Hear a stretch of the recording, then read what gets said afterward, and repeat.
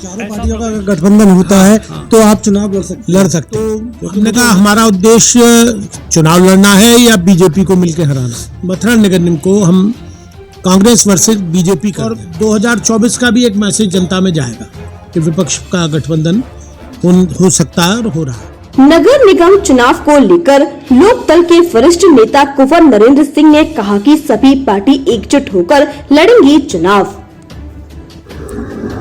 नमस्कार दर्शकों, आप देख रहे हैं दर्पण टुडे और आज लगातार जैसे कि हम दिखा रहे हैं आपको चुनावी माहौल में कोई कौन कौन दावेदार हैं, ऐसे ही कुछ और नाम आ रहे हैं। तो अगर हम पार्टियों की बात करें, पार्टी किसके साथ कैसे चुनाव लड़ेंगे, सुनने में आ रहा है कुछ गठबंधन के साथ में पार्टियां चुनाव लड़ेंगी। तो किसका किससे गठबंधन रहेगा, कैसे रहेगा, ये भी जानेंगे। तो हमारे साथ में वरिष्ठ नेता हैं, आरएलडी के वरिष्ठ नेता हैं श्री कुंवर नरेंद्र सिंह जी हैं। कुंवर नरेंद्र सिंह जी से जानेंगे क्या किस प्रकार से उनकी पार्टी की तैयारियां। जी सर, आपका हमारे चैनल में स्वागत है। धन्यवाद लिखी जी। देखिए जी सर, आपकी पार्टी किस प्रकार से चुनाव लड़ेगी? देखिए, हम लोग सभी जगह तो चुनाव नहीं लड़ रहे, लेकिन कुछ हमने स्थान चयनित किए हैं टाउन एरियाओं के और नगरपालिका कोसी। तो कुछ जगह हम लोग चुनाव लड़ेंगे अपने सिंबल पे और सपा के गठबंधन के साथ, लेकिन बाकी जगह जैसे महत्वपूर्ण सबसे ज़्यादा तो निगम है, नगर निगम में हमारी ये इच्छा है और मेरी पहले भी जयंत जी से बात हुई थी। एक दिन हम लोग आगरा जा रहे थे तो कार में, तो हमने कहा हमारा उद्देश्य चुनाव लड़ना है या बीजेपी को मिलकर हराना है। तो उन्होंने कहा बीजेपी को मिलकर हराना है। तो मैंने कहा इसलिए हम लोग अगर चाहें तो मथुरा नगर निगम को हम कांग्रेस वर्सेस बीजेपी कर दें, तो उससे हमको जो सांप्रदायिक ताकतें हैं उनको हराने में थोड़ी सी ताकत मिलेगी और 2024 का भी एक मैसेज जनता में जाएगा कि विपक्ष का गठबंधन हो सकता है और हो रहा है। लाइक माइंडेड लोग सब हो जाएं एक, तो मैं समझता हूँ कोई दिक्कत नहीं होगी। मेरी इत्तेफाक से अभी दिग्विजय सिंह जी का भी फ़ोन आया था, किसी काम से उनके कोई पुरोहित हैं, उनकी कोई प्रॉपर्टी है वहाँ गोवर्धन में, तो उसके लिए उनका इत्तेफाक से फ़ोन आया, मुझे बड़ी खुशी हुई। तो मैंने उनसे भी पूछा, जब उनने अपनी बात पूरी कर ली तो बोले कि कुछ जगह हमारा फ्रेंडली मैच होगा। तो मैंने कहा देखिए साहब, फ्रेंडली मैच से तो काम नहीं चलेगा। आपको कंसेप्ट क्लियर मैसेज देना पड़ेगा जनता को कि हम अमुक व्यक्ति को, अमुक पार्टी को मिलके हम समर्थन दे रहे हैं, तभी सफलता मिल पाएगी। तो बाकी जगह, कुछ जगह हम समर्थन भी दे रहे हैं, कुछ जगह हम अपने जो हमारे उम्मीदवार हैं वो मान लो निर्दलीय लड़ रहे हैं, वो हैं हमारे विचारधारा के, लेकिन कहीं कहीं ऐसी स्थिति बन रही है कि जहाँ पे कि लोकदल के सिंबल पर लड़ने से हो सकता है उनको उतना बहुमत न मिले जितना वो चाहते हैं। लेकिन अगर हम लोग समर्थन दे देंगे तो हमारे समर्थन से भी और पार्टियों के समर्थन से शायद वो जीत जाए, लेकिन उनकी भावना लोकदल में ही है। तो ये माना जाए कि लोकदल जो है वो अब की बार कांग्रेस के साथ में और अदर पार्टियों के साथ निगम में केवल निगम चुनाव, निगम गठबंधन में चुनाव होगा हमारा। और हम लोग ये चाहते हैं कि यहाँ पर कांग्रेस को, क्योंकि बीजेपी का अभी तक तो बाई एंड लार्ज ये सोच है कि हम लोग अब की बार गठबंधन के साथ में आरएलडी रहेगी। और आरएलडी के साथ में कौन कौन पार्टियों का गठबंधन? देखिए, फिलहाल तो समाजवादी पार्टी है और समाजवादी पार्टी तो है ही है, लेकिन हमारा प्रयास ये है कि बीएसपी भी, देखिए बीएसपी वाले ने कुछों ने मुझसे अप्रोच की थी, तो मैंने तो लड़ने के लिए मना कर दिया। और अगर चारों मिलके लड़ाएं तो लड़ भी सकता हूँ।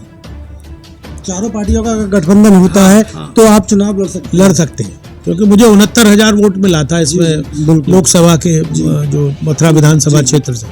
तो हालांकि इसका एरिया मथुरा विधानसभा से ज़्यादा है, करीब 7 लाख के आसपास वोट है, तो वोट तो बैंक काफ़ी बढ़ा है, लेकिन इसमें ग्रामीण अंचल काफ़ी आ गया है। हमारे जाट मतदाता काफ़ी जुड़े हैं, ठाकुर भी जुड़े हैं, ब्राह्मण भी जुड़े हैं, तो एक बाई एंड लार्ज एक सीन बनता है। लेकिन इसकी संभावनाएं नगण्य हैं और हम यही चाहते हैं कि इस कांग्रेस के उम्मीदवार को समर्थन सब लोग मिलके दें तो सफलता बीजेपी के खिलाफ मिल सकती, क्योंकि अभी तक ये माना जा रहा है बीजेपी से शायद कोई वैश्य कम्युनिटी का व्यक्ति लड़ेगा जी, अब XYZ कोई लड़े। तो इसलिए हम ये चाहते हैं, क्योंकि बीजेपी का ये जो कार्यकाल पिछले 5 वर्षों का रहा कि साहब अगर निगम बन गया तो हम इसको पेरिस बना देंगे, लंदन बना देंगे, वॉशिंगटन बना देंगे और टोक्यो बना देंगे और जाने कौन कौन से शहरों धरातल पे क्या नजर आया? लेकिन धरातल पे क्या आया, आप भी सब नागरिक हैं, आप भले ही मीडिया से हैं, लेकिन धरातल पे कुछ हुआ नहीं। और सबसे बड़ी जो इनकी गलत प्लानिंग ये है कि एक बार कोई काम नहीं करते हैं। जैसे सड़क सीसी बनी, इतनी अच्छी दरेसी की सड़क बनी, इतनी अच्छी, अब फिर बन रही है इधर इसकी वृंदावन रोड, इतनी अच्छी, मोटा स्लैब पड़ा, तब तो पाइपलाइन डाली नहीं। अब गंगा नहर का पानी आ रहा है साहब, उसके लिए पाइपलाइन, तो सबरी सड़क फिर खुद गई।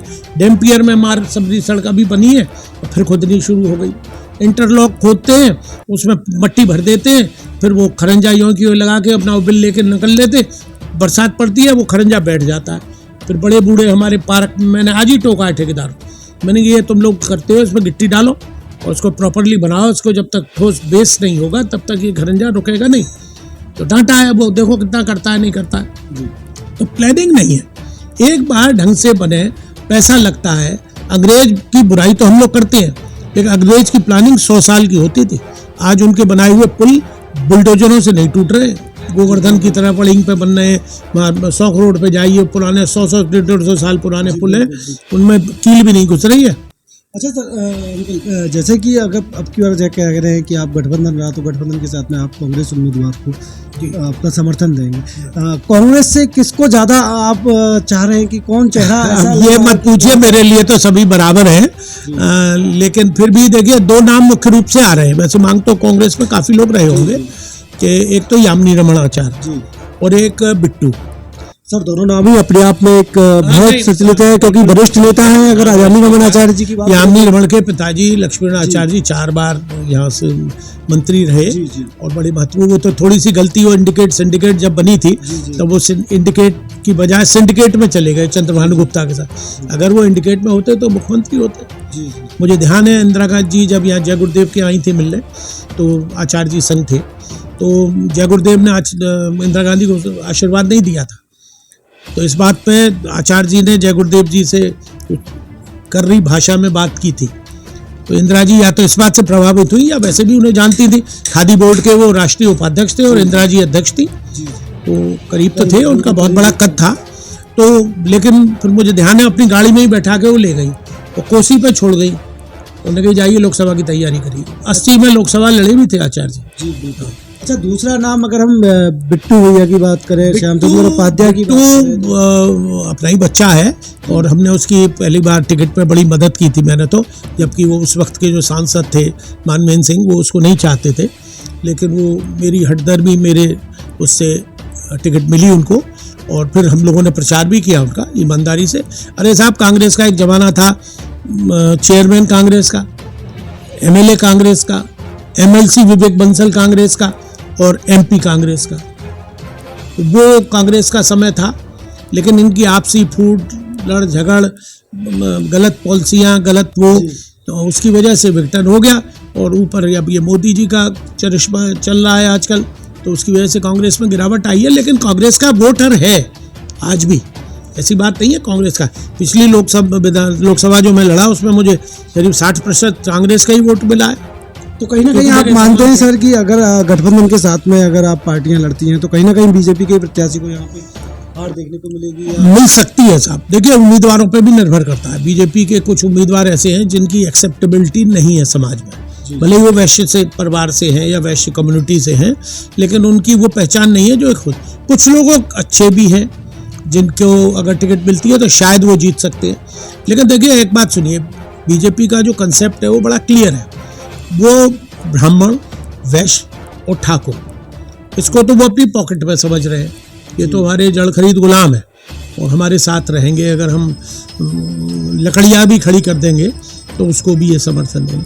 अब वो कंसंट्रेट जो कर रहे हैं वो पिछड़ी जात पे कर रहे हैं। नहीं सर, वो तो कह रहे हैं कि हमें विकास के मुद्दे लेके, क्या विकास हुआ है साहब?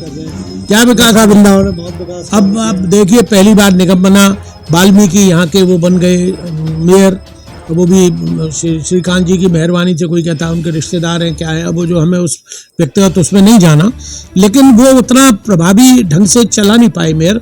एक्चुअली उनका गतिरोध रहा आयुक्त से, पहले वाले से भी रहा, दूसरे वाले से भी रहा क्योंकि आयुक्त को फाइनेंशियल पावर होती है, मेयर तो एक सेरेमोनियल है, दिखावे का है, उसको फाइनेंशियल पावर नहीं होती है। तो एक वो कुर्सी को सुशोभित करता है। देखिए मेरा ये मानना है कि बहुत से लोग तो कुर्सी से सुशोभित होते हैं और बहुत से लोग अपनी कार्यशैली से कुर्सी को सुशोभित करते हैं। तो ये आर्यबंधु उतना ज़्यादा प्रभाव डाल नहीं पाए अपने व्यक्तित्व से और कार्यप्रणाली से, क्योंकि इनमें आपस में गतिरोध था, पार्षदों में और इनमें गतिरोध रहा, तो वो विकास हो नहीं पाया जो होना चाहिए था, क्योंकि फंड्स बहुत आए। जो लोगों की अपेक्षाएं थी नगर निगम के बाद वो काम हो नहीं पाया।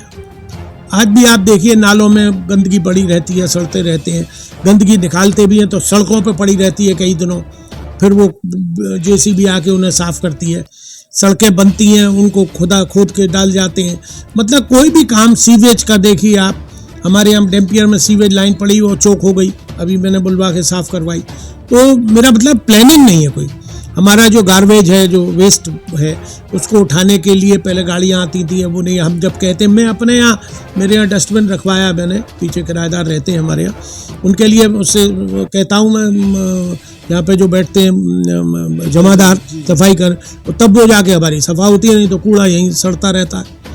तो एक प्लानिंग नहीं है, रूटीन में जो काम होना चाहिए वो नहीं हुआ।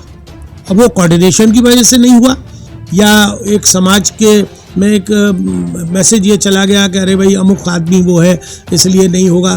तो इसलिए मैं समझता हूँ काम वो हुआ नहीं जो नगर निगम में होना चाहिए था, नहीं चमन हो जाना चाहिए था। अच्छा सर, दूसरा कहीं ना कहीं ये मुद्दे रहेंगे कि अगर पॉज कॉलोनी की बात करें, काफ़ी लंबे से रहा है ये डैम्पियर पॉज कॉलोनी, उसके बाद भी यहाँ पे देखा जाता है कि शोरूम पे शोरूम नजर आ रहे हैं। देखिए वो तो बड़ा दुर्भाग्य है और मैंने तो इसके लिए कई बार आवाज़ उठाई। मैं कह दूँ कोई दिक्कत भी नहीं है। ये जैन फर्नीचर का जब शोरूम बन रहा था, हम लोग गए प्राधिकरण से, डैम्पियर के काफ़ी लोग गए, सामाजिक प्रतिष्ठित लोग, ईशोरा वाले परिवार के और ओम बाबू वगैरह वगैरह। हमारा एक वेलफेयर एसोसिएशन भी है, डैम्पियर एक रजिस्टर्ड बॉडी है हमारी, तो हमने उसका विरोध किया। अब ये सड़क देखिए तो कॉमर्शियल हो गई पूरी सर, पूरी। अभी हेमा मालिनी जी आई थी कुछ दिनों पहले, यहाँ पे निकली होंगी, तो उनने मेरा घर देख के, क्योंकि वो पिछले टर्म में जब पहली बार हुई थी तब मेरे घर आई थी। वो एक वो सुनील राणे करके थे, वो पहले कांग्रेस में थे, एमएलए भी रहे, अब फिर हो गए एमएलए, पिछली बार तो हार गए थे वो, और ये पिंटू, ये सब लोग लेके उनको यहाँ आए थे। तो उन्होंने कहा अरे मैं तो इस मकान में आई थी, तो उन्होंने कहा ये उन्हीं का ही मकान है जिसको आपने हराया है। तो बोली हाँ मुझे ध्यान। तो खैर उन्होंने ये जिज्ञासा प्रकट की, उन्होंने कहा कि यहाँ के लोकल लोग क्यों नहीं कहते हैं इस बात को, ये कॉमर्शियल एक्टिविटीज़ यहाँ नहीं होनी चाहिए। तो मैं अगेंस्ट माई विशेस, अनिच्छा के बावजूद भी कॉलोनी के हित में, मैं हम लोग 8-10 लोग एक रिप्रेजेंटेशन लेके उनके घर गए, हेमा जी वृंदावन ओमैक्स, और हम आके मिले, जनार्दन जी भी थे, पिंटू भी थे, और भी लोग थे सब। तो खैर हमने उनसे जाके कहा, तो उन्होंने कहा हाँ नहीं मैं करूँगी इसमें, और मैंने तो खुद ये कहा है कि इसको वहाँ पे नहीं होनी चाहिए कॉमर्शियल एक्टिविटीज़। मैंने कहा साहब एडमिनिस्ट्रेशन करता है ये प्राधिकरण वाले, आप इन्हें रोकिए, इनको क्यों दे देते हैं अप्रूवल। ये क्रिस्टल बना, ये बहुत दिनों सालों बंद पड़ा रहा, फिर वो लेन देन होके फिर मिल गई उन्हें परमिशन, अब चल रहा है।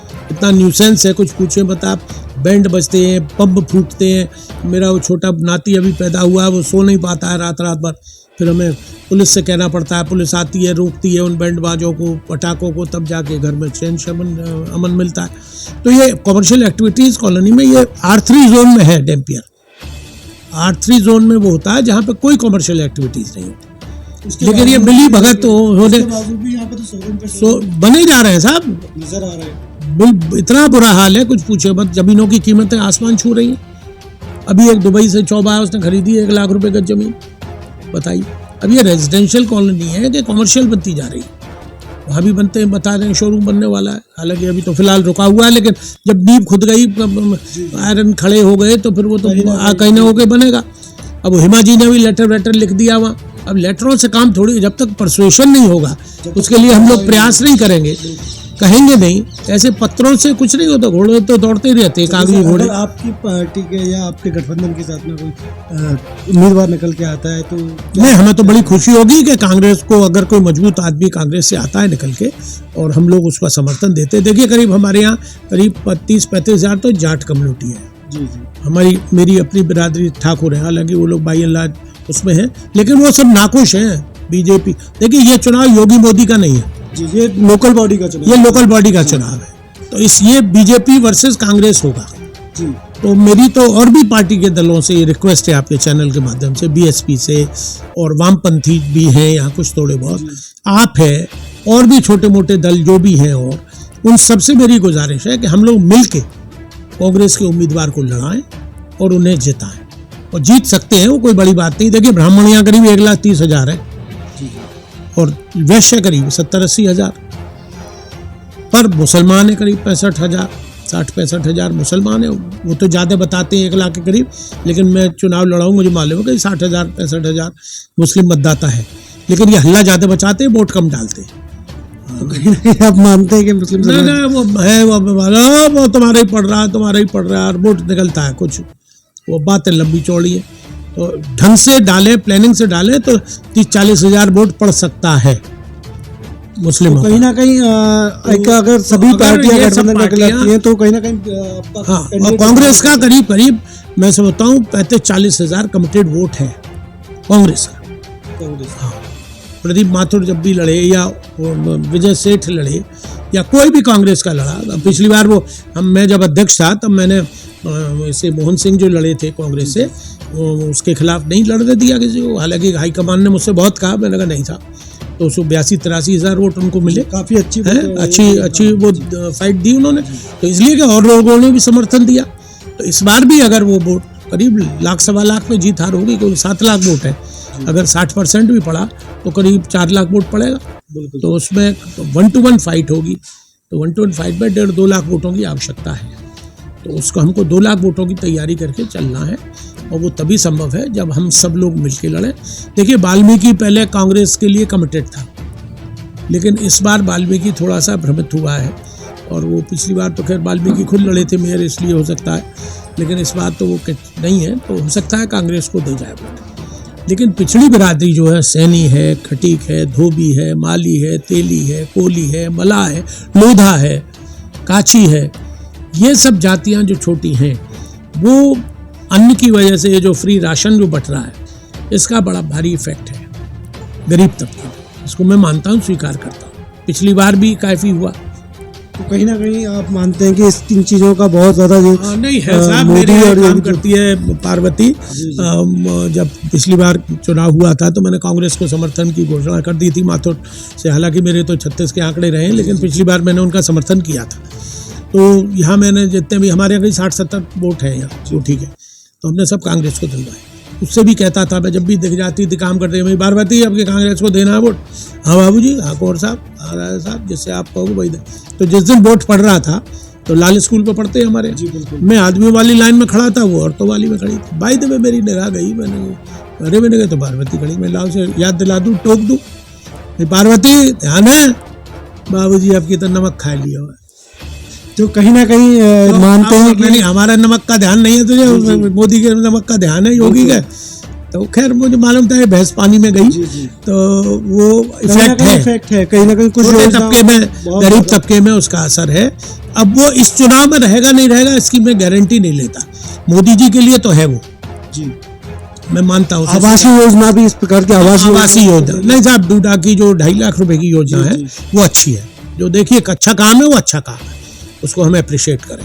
कहीं ना कहीं आप भी मानते हैं कि कुछ योजनाएं ऐसी चल रही हैं जो गरीब तबकों के लिए बहुत अच्छी नहीं वो योजना अच्छी है, वो मैं इसको कोई अतिशोक्ति नहीं है, जो अच्छा है वो अच्छा है, वो काम अच्छा है, लेकिन ये फ्री राशन देना ये गलत है जी, ये रिश्वत है, इससे आदमी की भावना बदलेगी। ये जो हम आज ये कर रहे हैं कि साहब ये फ्री, वो फ्री, फलान फ्री, ढिकान फ्री, इससे आदमी निकम्मा होता है। जब मुझे फ्री खाने को मिल जाएगा, देखिए हम लोग रोजगार क्यों करते हैं, पेट के लिए तो करते हैं। जब हमारा फोकट में पेट भर रहा है तो हमें हरामखोरी की आदत तो सर, और पार्टियां भी तो आपकी जैसे आम आदमी पार्टियां, ये सारी पार्टियां गलत है। आपको मैं उनका नाम भूल गया, वो चेयरमैन थी स्टेट बैंक की, महिला थी, उन्होंने आज से 3-4 साल पहले ये कहा था कि लोन माफ की भी गलत योजना है, ये जो सरकार लोन माफ करती है ये गलत है। तो गहलोत सरकार ने भी राजस्थान में भी काफी लोभ है ना, लोभ लालच में वोट ले रहे हो आप, अपनी मेरिट पे नहीं ले रहे हो वोट, आप ये मेरिट पे कहाँ जा रहा है वोट, कांग्रेस के नाम पे कहाँ जा रहा है? पहले जमाने में मेरिट पे जाता था, अब तो ये माना जाए कि एक ट्रेंड सा चल गया है, ट्रेंड चल गया है, तो इसका नुकसान किसको होगा? आप अपना रिजर्व खा रहे हो। जब मनमोहन सिंह जी ने छोड़ा था तब विदेशी लोन था 40,27,000 या कितने हजार करोड़। आज मालूम है कितना है? 1,65,000 करोड़ रुपए का लोन है भारत पे विदेशी बैंकों का। कहीं ना कहीं कर्ज ही बढ़ रहा है इन चीजों से। 1 लाख करोड़, 50 लाख करोड़, 20,000 करोड़, 70 लाख करोड़ ऐसे बांटा जा रहा है। जाने कौन छोड़ गया पैसा इसको, जहाँ जा रहे हैं वहीं छोड़ रहे वो हैं। तो कहते हैं आर्थिक व्यवस्था और अच्छी, अरे भैया अच्छी हो रही है तो जा कहाँ से रहा है? जीएसटी, आज ही एक व्यापारी, मुझे पार्क में मैं घूमता हूँ, वो कह रहे थे जीएसटी की वजह से तो व्यापार चौपट हो गया। पहले जो चांदी का काम होता था, व्यापार होता था, ऑलमोस्ट बंद है। वो तो कपड़े बहुत का पहले काम से है। सर, काफी पहले से ही जीएसटी पूरे, मैं भी विदेशों में कई देशों में गया हूँ, 5 से 12% से ज्यादा जीएसटी पूरे विश्व में कहीं नहीं है। आप पता कर लीजिए, गूगल पर सर्च कर लो आप। यहाँ 28% थी, फिर वो 18 आ गई, 20 आ गई। कहाँ कमा के सब इन्हीं को दे जाए तो करेगा क्या, खाएगा क्या? अरे भाई अपने बच्चों के लिए, पेट पालने के लिए, व्यापार को बढ़ाने के लिए करता है ना। लोन लेके कब तक हम काम करेंगे? अच्छा सर, अगर हम ये रही पूरे देश की बात है, अगर हम लोकल बॉडी की बात करें, लोकल मुद्दों की बात करें, तो लोकल मुद्दे क्या रहेंगे आप सभी के यहाँ पर पार्टियों के? क्या विकास रहेगा। लोकल मुद्दा तो सुविधा रहेगी। गंगा जल की पाइपलाइन आज 10 साल है, अभी तक तो पड़ी नहीं। मेरे यहाँ पड़ गई है, लेकिन पानी तो 1 महीने आता नहीं गंगा जल का। पानी तो सप्लाई चालू हो गई, हो गई, आपके यहाँ आ रही होगी, मेरे यहाँ तो आ नहीं रही। नहीं सर, मेरे यहाँ भी नहीं आ रही, लेकिन गंगा जल हो या तो हमारो काय को लगवा 30-30 हजार रुपए के, वो कह रहे हैं वो कैंट कर रही है वो। अब क्यों लगा, जब मीठा पानी आ जाएगा। हम तो बड़े इसके चुंगी के पानी को पी के बड़े हुए हम। तब कहाँ थे आरओ, कहाँ था एक्वागार्ड, कहाँ था प्यूरिफायर? सर आपकी तो काफी होते हैं, हमने भी चुंगी का ही पानी, आपने भी चुंगी का पानी पिया होगा। तो फिर वो पानी क्यों खराब था? बल्कि अब ये कहते हैं कि सारे मिनरल्स जो होते हैं वाटर में, सारे तत्व जो होते हैं वो सारों से निकल जाते हैं। पानी है ही नहीं कुछ, वो तो साला वेस्ट है, सिर्फ स्वाद अच्छा है उसका। बिल्कुल यही बात है। जो कुएं या पोखर के पानी या ट्यूबवेल के पानी या हैंडपंप के पानी से जो बॉडी में तत्व मिलते थे वो अब नहीं मिलते, सारे नष्ट हो जाते हैं। तो आप तो उसको मीठे की वजह से, स्वाद की वजह से पीते हो। नहीं, उनका तो कहना ये है कि हमने पूरे शहर में पाइपलाइन का कार्य चल रहा है, बचा दी। भैया कहाँ है? आप कौन सी कॉलोनी में रहते हो लकी जी? सर मैं तो कोतवाली रोड। कोतवाली, वहाँ पानी आ रहा है गंगा जल का? सर 3 टाइम पानी सप्लाई चल रही है गंगा जल की। नहीं सर, गंगा जल की नहीं है, वहाँ पे खाली ट्यूबवेल। गंगा जल का वो तो सब जगह चल रही है, हमारे यहाँ भी चल रही है। पानी आता है, वो पता नहीं कौन सा पानी है, लेकिन मीठा है, वो मीठा है पर पीने योग्य नहीं है। तो फिर काय का मीठा है साहब जब पीने योग्य नहीं है? तो उसमें सर स्मेल बहुत ज्यादा है। स्मेल है, कूड़ा आता, वो मट्टी नुमा आता है, गदला पानी आता है, कभी कभी आता है, हमारे यहाँ भी आता है। मैं मना नहीं कर रहा, आता है, लेकिन गदला पानी आता है। कई बार मैंने उससे पिंटू से कहा, मैंने कहा यार ये सप्लाई का तुमने ढोंग रच रखा है, इसमें पानी तो मीठा भेज दो, साफ पानी तो भेज दो जिसे पी ले, झाड़ू पोंछे के काम आता है वो पानी। सर तो फिर उससे क्या? तो मेरा मतलब ये है, वही कहना चाह रहा हूँ। देखिए मूलभूत पानी, बिजली, सड़क, ये 3 समस्या मूलभूत समस्या है नागरिक की। वो कहाँ मिल रही है? सड़कों का हाल देख लो, बनती बाद में, टूटनी पहले शुरू हो जाती है। अब जाने काला तेल मिलाते हैं उसमें, क्या मिलाते हैं ईश्वर जाने। या फिर कटाई शुरू हो जाती है कि साहब ये पाइपलाइन पड़ रही है, कि यहाँ होके खरंजा लगेगा, कि यहाँ ये होगा, वहाँ वो कहीं ना कहीं गुणवत्ता को लेके ये सारी चीजें। अब हम मैं डैम्पियर पार्क की बताऊंगा, पार्क भगत सिंह पार्क, अच्छा खासा खरंजा था। अब आपने वहां पर लाल पत्थर लगा दिया है, सुंदर लग रहा है, उसको टेपर नहीं बनाया। हमने ठेकेदारों से कहा कि इसे टेपर कर दो जिससे पानी निकल जाए, या उसमें कोई पाइपलाइन ऐसी लग जाए जिससे पानी। अभी 10 बूंद पड़ी थी कुछ दिनों पहले, बारिश हुई थी, पानी भर गया था उसमें खरंजे पे जो नई बनी है। लाखों रुपया वहां पर उन्होंने हार्वेस्टिंग के 2 प्रोजेक्ट बनाए, ये वहां बनने चाहिए थे। वो तो 4 बनने थे, हम लोगों ने विरोध किया पार्क वालों ने, तब 2 ही बने। और मैं सोचता हूँ 30-30 लाख रुपया उसमें लग गया है। Wastage of money. कच्चे जगह पे आप उसको रीहार्वेस्टिंग का वो प्लांट लगा रहे हो, वहां पानी तो मट्टी वैसे ही सोख लेगी, उसमें कहाँ जाएगा पानी? अरे कहीं पक्के पे बनाते ऐसे ड्रेन जहाँ पे ढाल हो रही हो। ये तो कॉमन सेंस की बात है यार।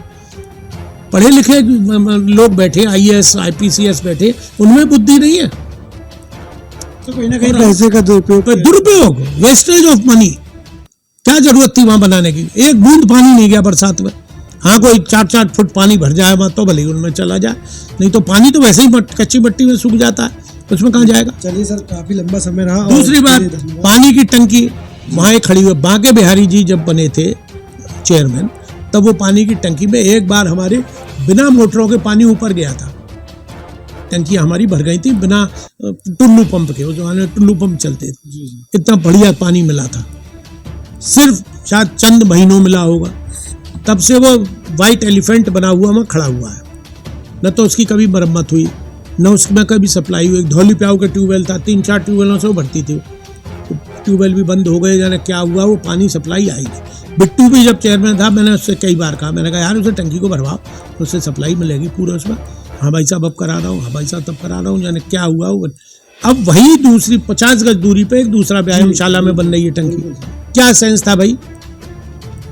एक बार भरी थी तो लीक कर गई थी, साहब लीक कर रही है कि जी फट जाएगी, हमने भरी नहीं, इसी डर से नहीं भरी कि वो लीक कर रही है। अरे उस लीक कर रही है तो उसकी मरम्मत कर दो यार, लाखों रुपए लगा के उस वक्त टंकी बनी थी सारी, उसमें उसका पाइपलाइनों का जाल बिछा हुआ है, अगर उसमें बन जाती तो उसमें सब।